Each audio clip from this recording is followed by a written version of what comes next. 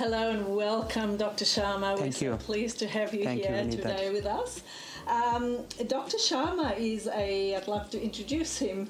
He is a consultant psychiatrist from Perth, all the way from Perth, and he's come all the way out to Melbourne and has a really special interest in general psychiatry.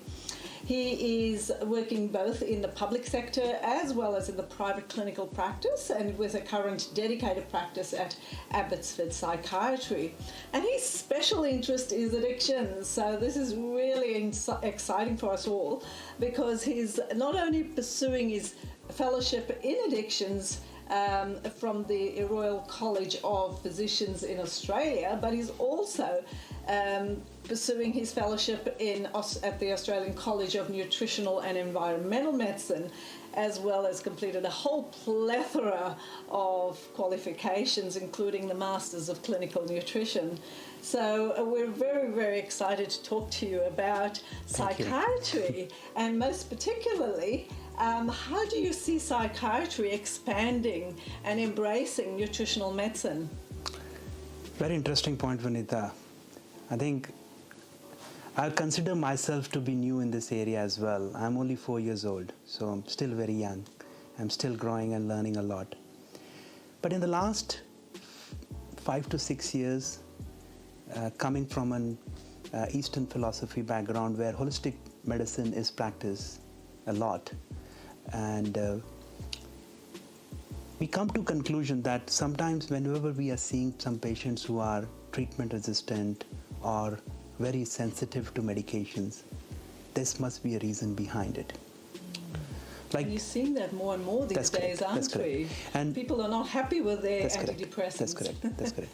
And as you know, from the pharmacy background, it's very important that when there is a cocktail of medications given, the pharmacokinetics clash. They clash. You get side effects of one and you use another drug to compensate. And that is something which I was seeing with that some of my patients were drugged up from top to bottom, and then each side effect there was another medication to add on. So we all know that mental health patients are a vulnerable group in our society, and they don't have a voice. We are pumping them with medication. Majority of the psychotropics have got side effects. We all know that. Metabolic syndrome is well known, and what is the morbidity which comes along with that, which goes on to hundreds of billions of dollars. So in the last few years, when I was facing these things, I was trying to look at, can we look at some patterns or causes why these patients are struggling? And this journey actually started, interestingly, with role of vitamin D in mental health. Isn't that's a hormone? It's a hormone, and we call it a vitamin. And once I started reading about vitamin D, it actually opened up, I would say, Pandora's box of nutritional medicine, how vitamin D affects from top to bottom, and how many gene interactions which it interplays with, cofactors and nutrients. So that's how I started my journey. It plays a direct role in neurotransmission. We think vitamin D is only good for pushing calcium up into the bones, but that's not all. Definitely. So gradually, as I started developing my interest in this area, I started to realize that yes, there's a lot we can offer my patients. So as a result of that, started understanding basic panels of investigations from a nutritional point of view, still learning about functional approaches or functional medicine, which is still very new to psychiatry. And my role is that whenever I come across my colleagues, I go down to the basics of biochemistry, which we read in the first year of medicine, which it starts with diet, doesn't it? Yes. And it still holds a lot of relevance. Like I used to be honest, if you ask any doctors, there will be no one who would love biochemistry, and I was one of them as well. But now, using functional biochemistry approaches, it makes so much sense. And it all pieces comes together.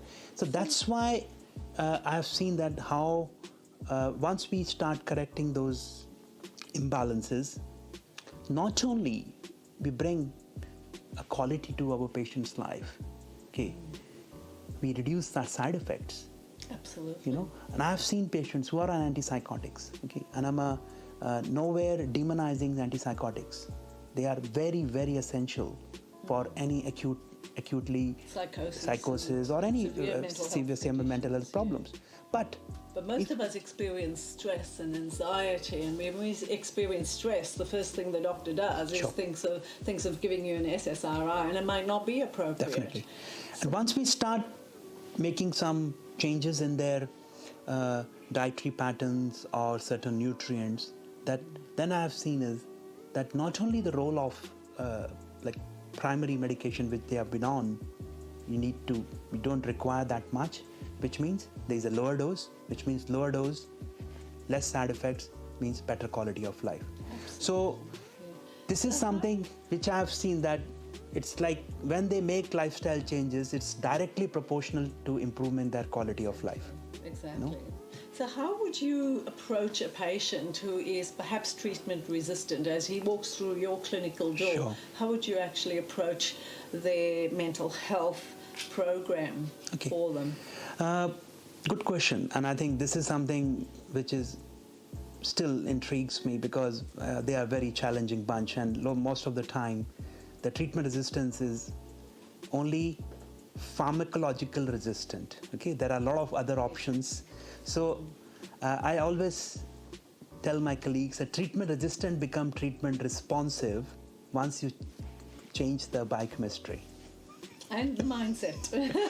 That's very important.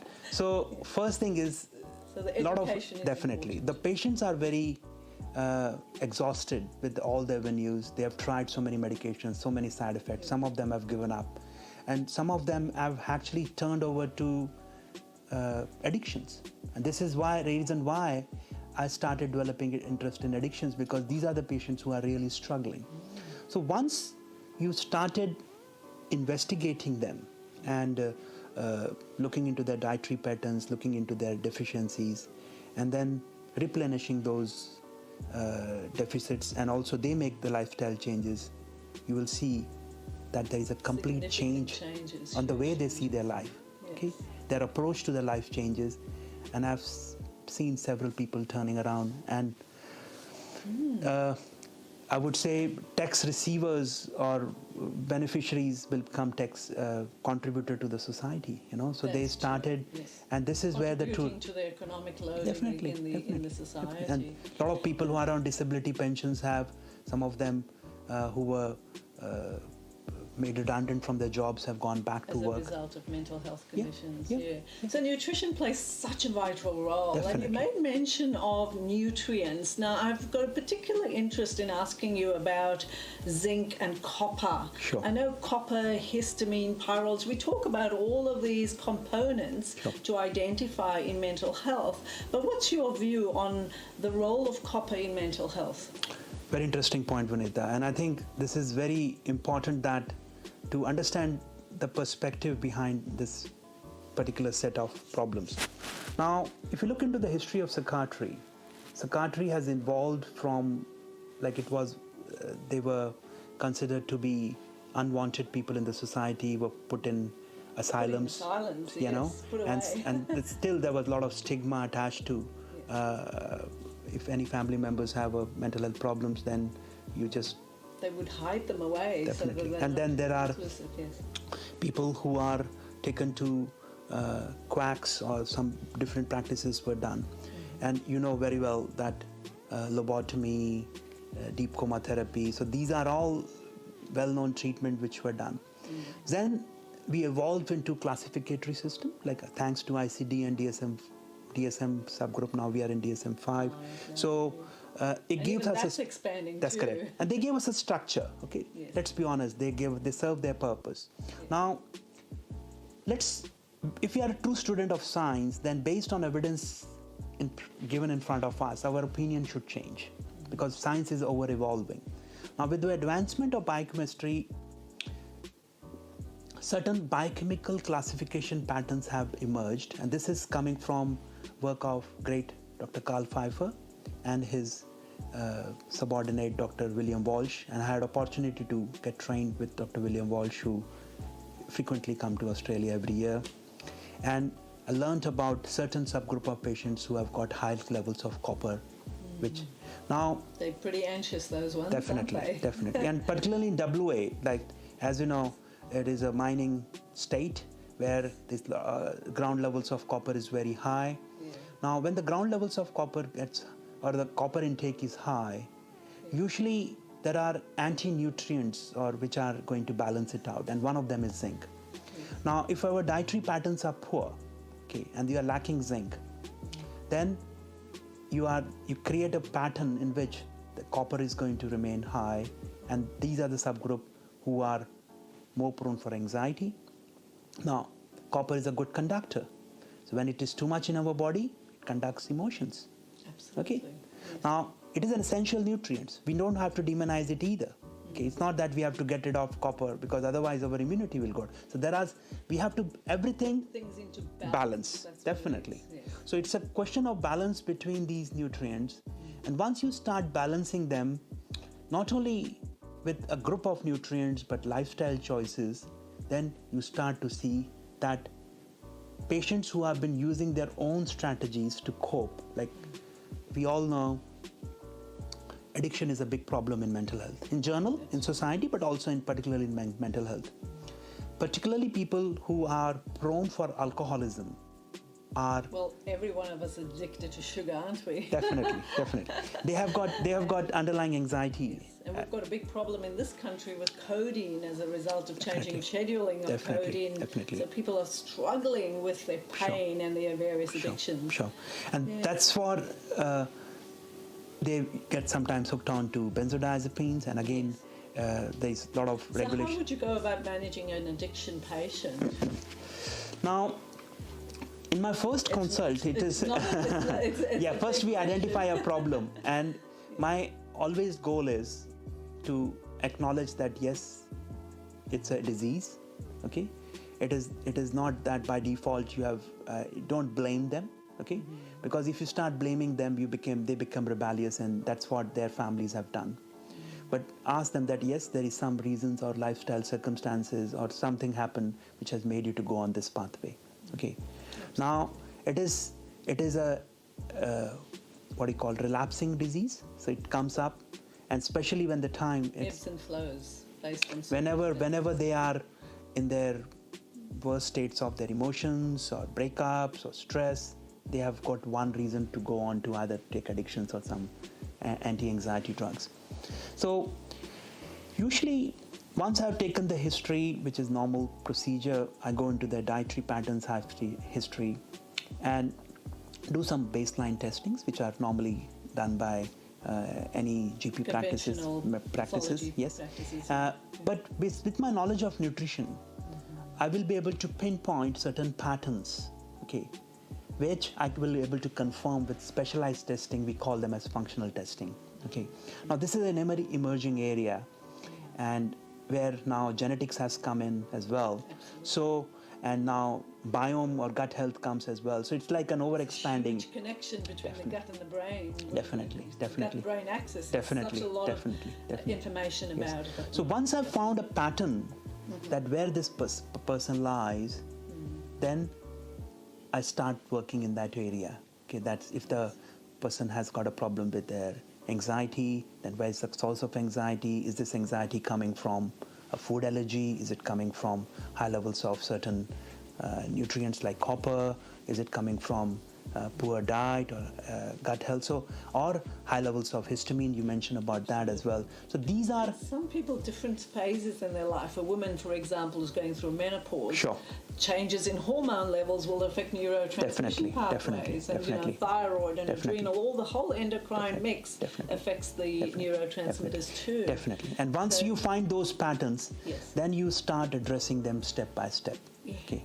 So first thing is, I tell patient, this is a problem. Now you are a participant in this treatment. Exactly. Okay, you are not a passive person who is going to sit. You are driver of this. Be more accountable for where they act. That's correct.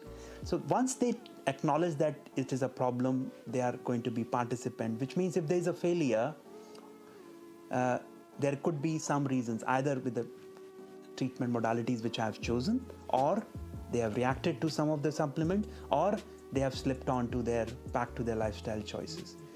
But usually what I've seen is that it takes about 18 to 24 months before we can successfully say that a person is recovered from any addictions. Sure. Now this journey comprises of initial detox phase, which is not more than few weeks, but followed by a prolonged, I would say, maintenance phase where they have to do a lot of work, and that's where the majority of relapses happens.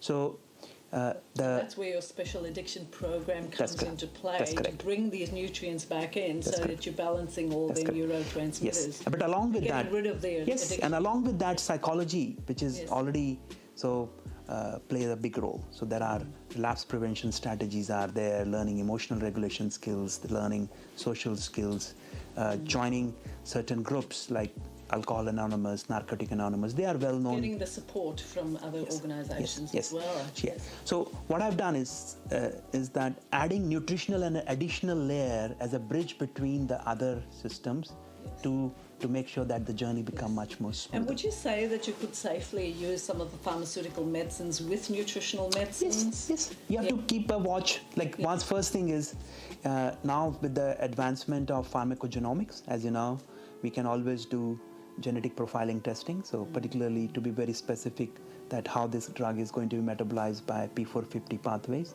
Exactly. Okay. Yes. So I can actually prioritize which class of drugs would be best suited for the patient based on pharmacogenomics. Yes. And this is called a smart pharmacology. Exactly. You know? And unfortunately, psychiatry as a branch has not yet evolved to choose a particular agent. There are choices. Yes, you know, in the pharmaceutical box, let's try this one or that one. If that didn't work, let's try another. So we have the capacity to now to be able to be very specific to. And I've seen that, like, genes. For example, if somebody has anxiety and I have to use SSRI or some low-dose benzodiazepines, but I've used certain amino acids like GABA, L-theanine, K-glycine. We all know that they are inhibitory neurotransmitters. So if you have to, neurotransmitters are made from these very amino acids, so that's very handy. So once you have started using these blends, then not only patients will feel better, but they will be considering that need for benzodiazepine is not that much, and they may start cutting down the dose. And I usually keep a close watch, and I give them a stage supply so that they are not misusing, and then gradually with an aim to have some drug-free days, so that, and as a result, once they start changing their diet and other nutrients, I would say that gradually things fade off in about 3 to 4 months. So in nutshell, about 3 to 6 months time, I could start seeing a change. A brand new patient. I've seen many people. Okay, and as a side effect in a positive manner, what happens in some of these groups? Weight loss happens. Yes. So we call it as a side effect. They get off their prescription drugs. And then they're sleeping well, they're feeling happy, they're feeling more engaged, getting back to work. Definitely. You're such a wealth of information, Dr. Sharma. I thank you so much for coming along. Thank you.